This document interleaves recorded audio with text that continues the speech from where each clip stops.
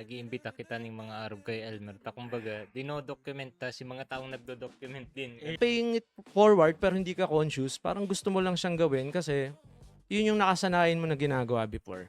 Na wala namang ibang way. So, ginagawa mo na lang siya by default. Actually, and also in terms of documentation, I believe malaking tulong din ang pag-document ng isang banda or sa inda, especially hindi lang yung music nila.